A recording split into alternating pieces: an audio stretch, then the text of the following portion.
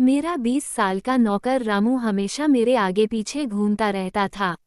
मैंने उसे छोटा समझा था, लेकिन एक दिन उसने मुझसे कहा, मालकिन मुझे छोटा समझने की गलती मत कीजिए।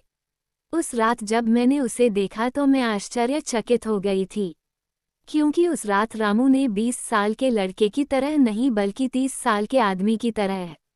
मेरा हेलो दोस्तों, आज की इस अनोखी कहानी में आप सभी का स्वागत है। जब से रामू मेरे पास सोने लगा था तब से मेरे शरीर में बदलाव आने लगे थे।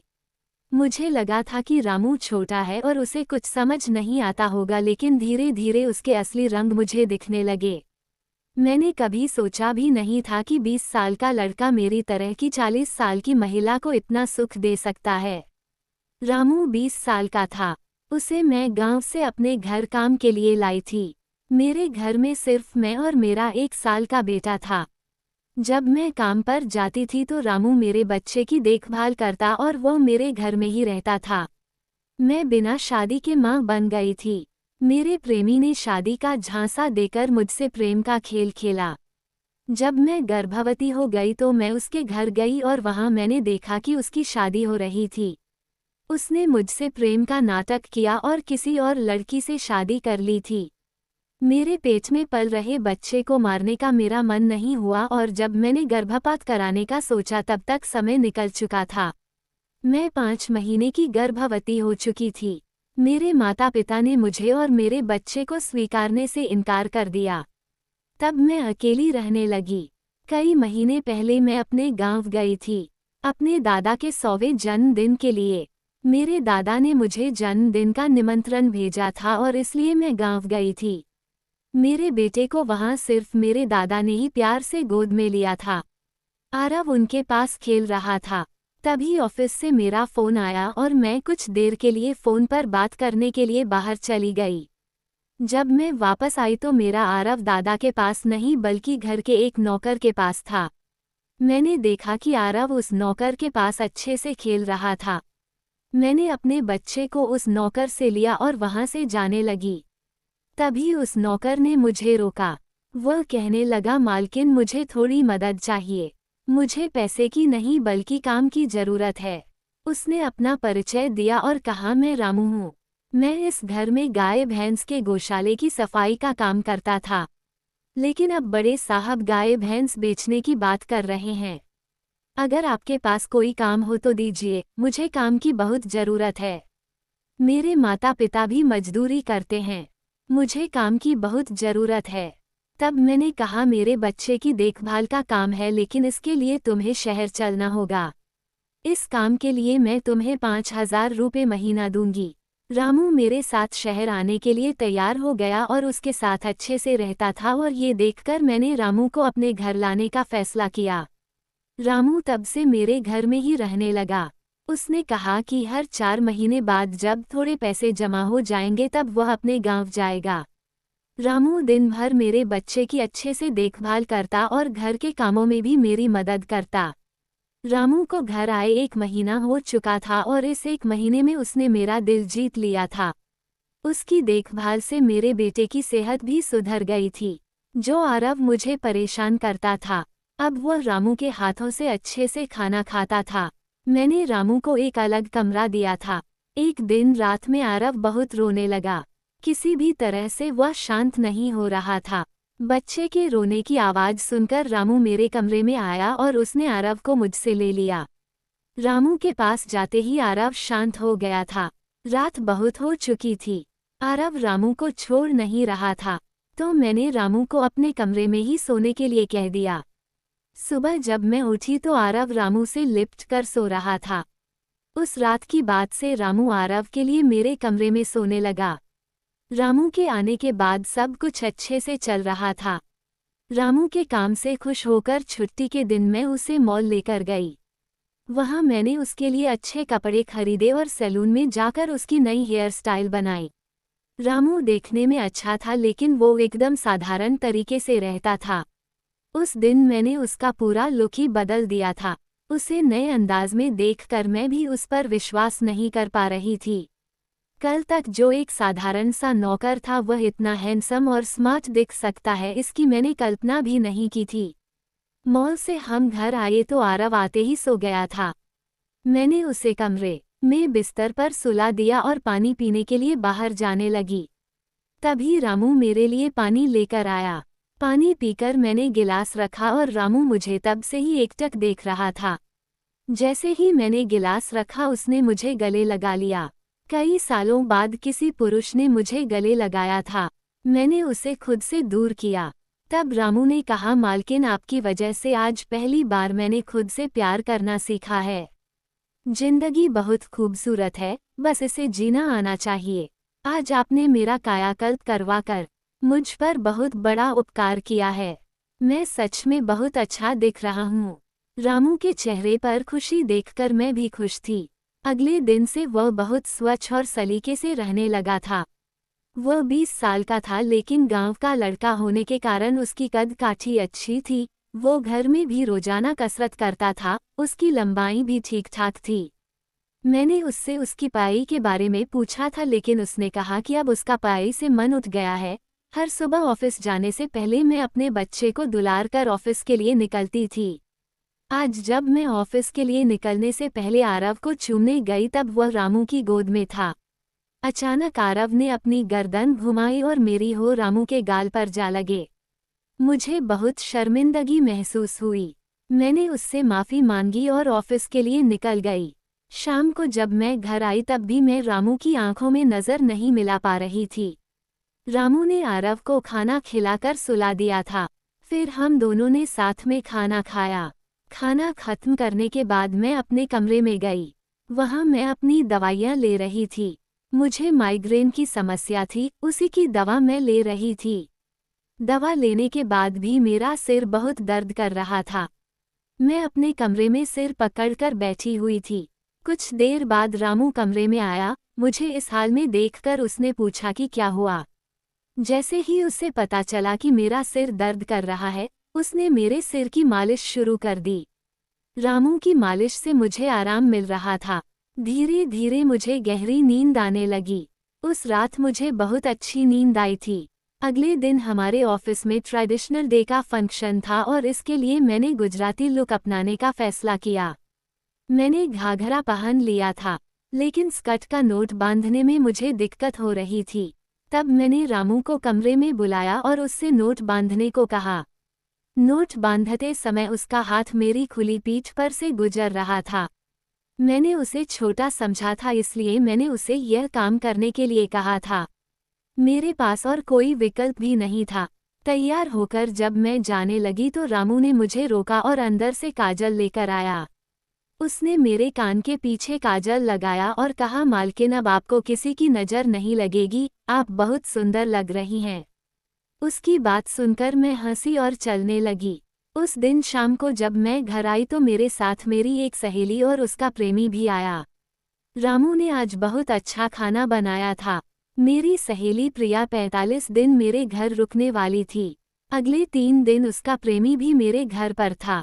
अगले दिन रात को रामू ने खाना बनाया और प्रिया और उसके प्रेमी को खाने के लिए बुलाया, लेकिन वे दोनों कमरे में ही ड्रिंक कर रहे थे। प्रिया तो बहुत ज्यादा पी चुकी थी। वह खाना खाए बिना ही सो गई। उसका प्रेमी रोहन हमारे साथ खाना खाने बैठा। उसने कहा, प्राची तुम प्रिया से भी ज्यादा सुंदर हो। रोहन के बोलते ही रामू उसे गुस्से से देख रहा था। खाना खत्म करने के बाद रोहन अपने कमरे में चला गया। उसके जाते ही राम मुझसे कहने लगा, मालकिन आपके ये कैसे दोस्त हैं? मुझे उस आदमी की बात बिल्कुल भी अच्छी नहीं लगी। तब मैंने रामू से कहा, मैं तुझे घर के सदस्य की तरह मानती हूँ। इसका ये मतलब नहीं कि तो मेरे मेहमानों से कुछ भी कहें। तेरा काम है आए हुए मेहमानों की सेवा करना, इसलिए तो सिर्फ वही कर, बाकी मुझे कुछ सिखाने की जरूरत नहीं। रामू को डांटकर मैं अपने कमरे में चली गई। मैंने उसे डांट दिया था, फिर भी वह मेरे लिए पानी लेकर आया। तब मैंने अपनी दवा ली और पानी पीकर सो गई। आज रामू मेरे कमरे में सोने नहीं आया था, ऐसा मुझे लगा।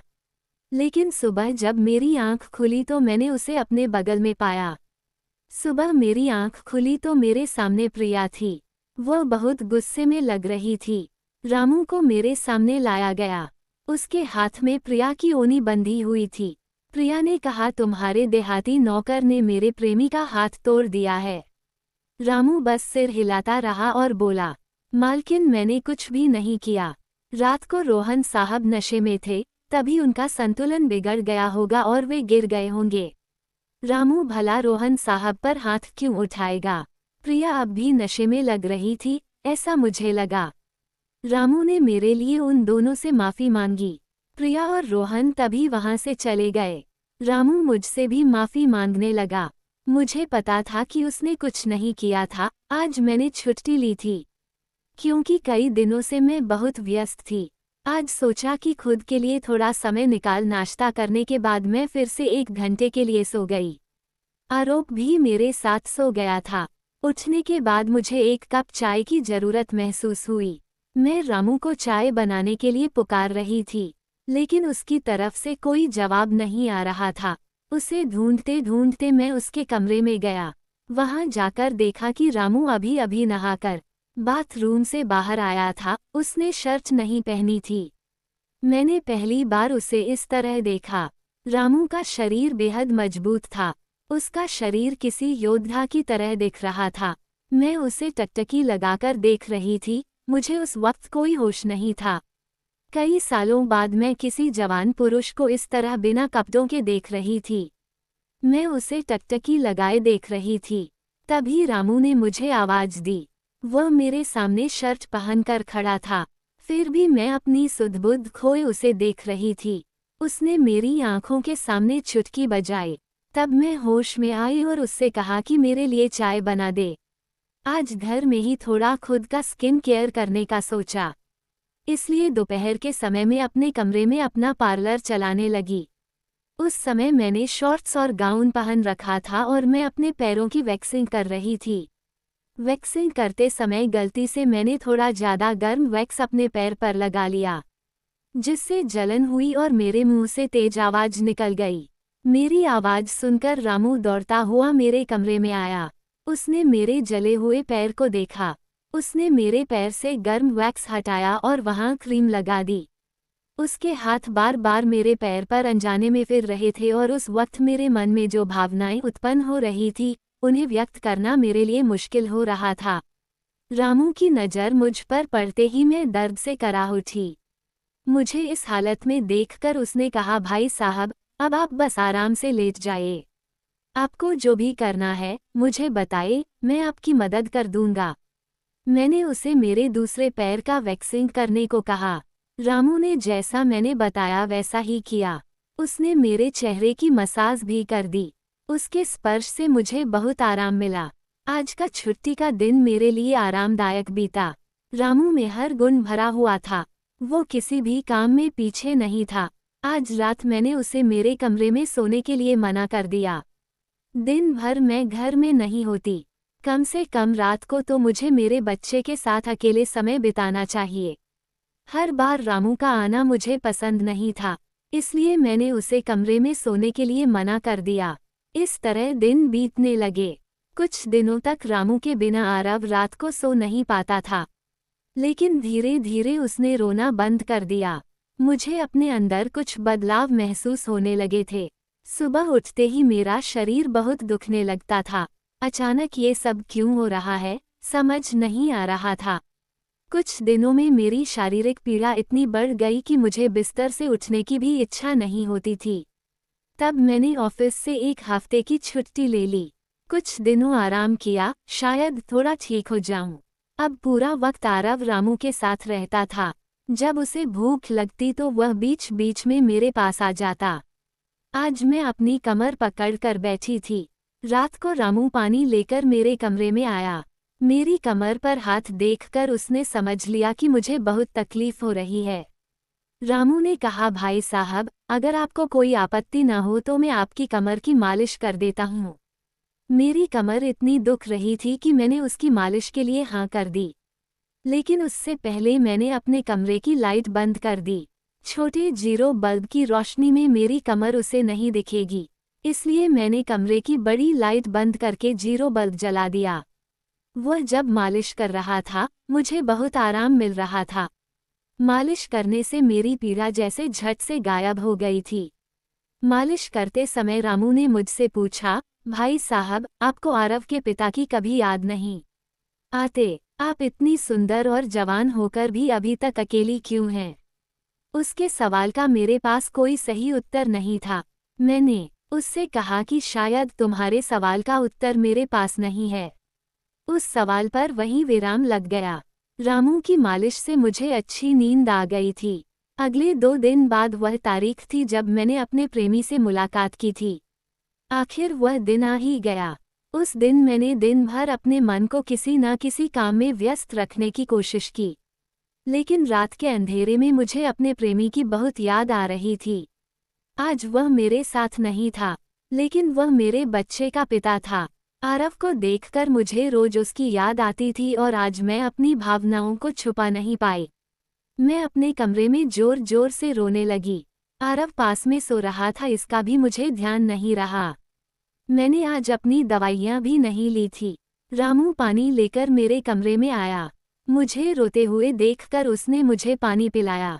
जब मैं शांत हुई तो उसने मुझे दवाइयाँ दी। मेरे रोने की आवाज़ से आरव हल्का हिलने लगा। वह जाग न जाए इसलिए रामू मुझे अपने कमरे में ले गया। वहाँ जाकर मैंने उसे कसकर गले लगा लिया। ऐसा लग रहा था कि मैंने अपना होश खो दिया था। मेरा रोने का कारण सुनकर रामू भी शांत हो गया था। वह लगातार मेरे आंसू पोंछ रहा था। रोते रोते मैंने उसका कंधा पकड़ लिया। धीरे धीरे मैंने उसे और करीब खींच लिया। मैंने उससे कहा, रामू, आज की रात मैं तुम्हारे साथ बिताना चाहती हूँ। तब रामू ने कहा, भाई साहब, मैं अभी छोटा हूँ, मुझे कुछ भी नहीं आएगा।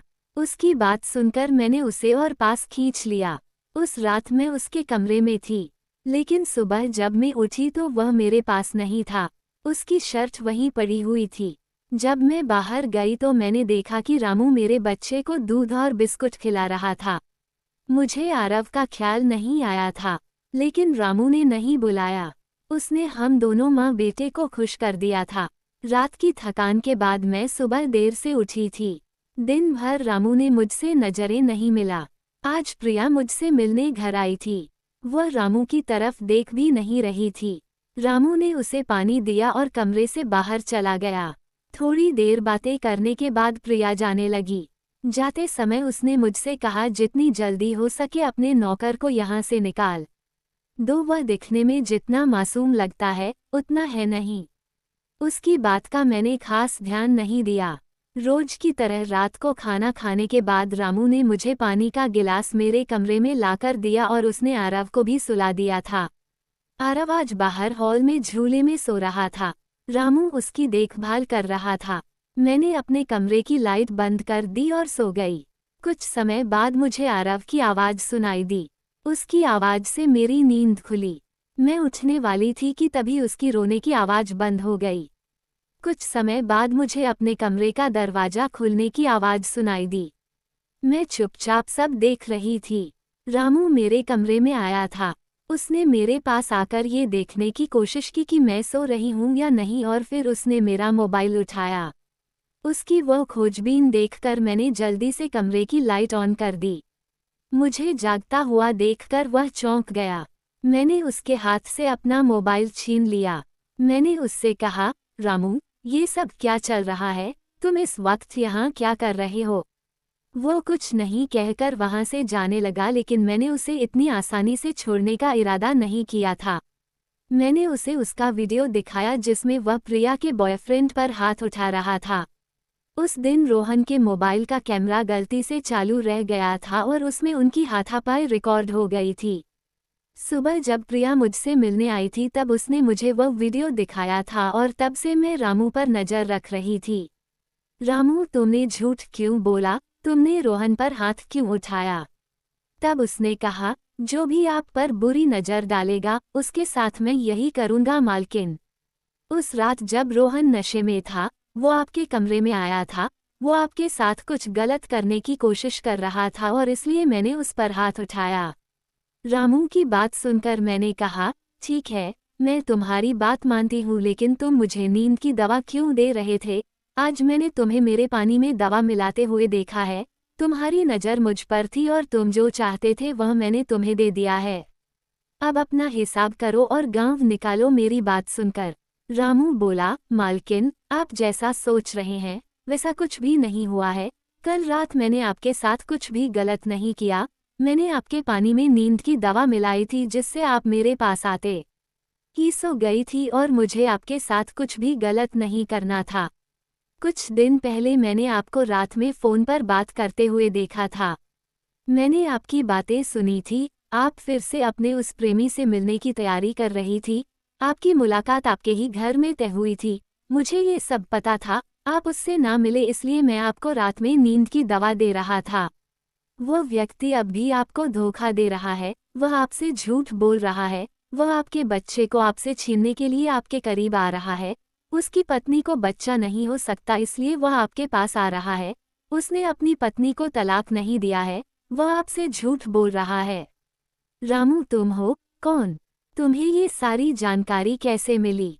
तब उसने कहा, आपके बाबा साहिब ने मुझे आपका फोटो दिखाया था। मुझे अब पहली नज़र में ही अच्छी लगी थी।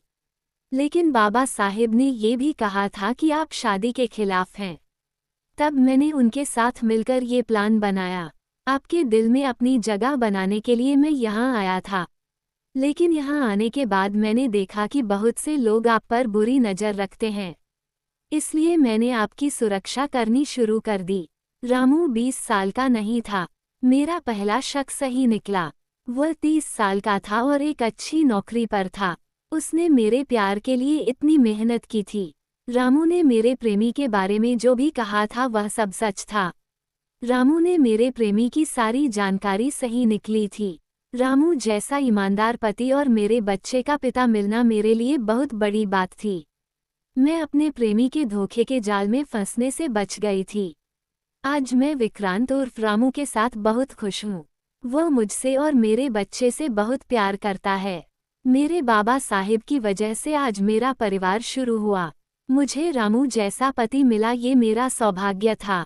दोस्तों, जो आपसे सच्चा प्यार करता है वो किसी भी कठिनाई में आपका साथ नहीं छोड़ता।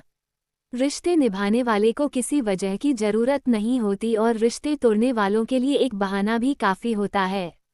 तो दोस्तों, ये थी हमारी आज की छोटी सी कहानी। आपको ये कहानी कैसी लगी कमेंट करके ज़रूर बताएं। अगर आप ऐसी ही और भी इंटरेस्टिंग कहानियाँ सुनना चाहते हो तो चैनल को सब्सक्राइब जरूर कर ले और बेल नोटिफिकेशन ऑन कर ले ताकि आपको मेरी आने वाली हर वीडियो समय से मिल सके। कल मिलेंगे एक और वीडियो के साथ। धन्यवाद।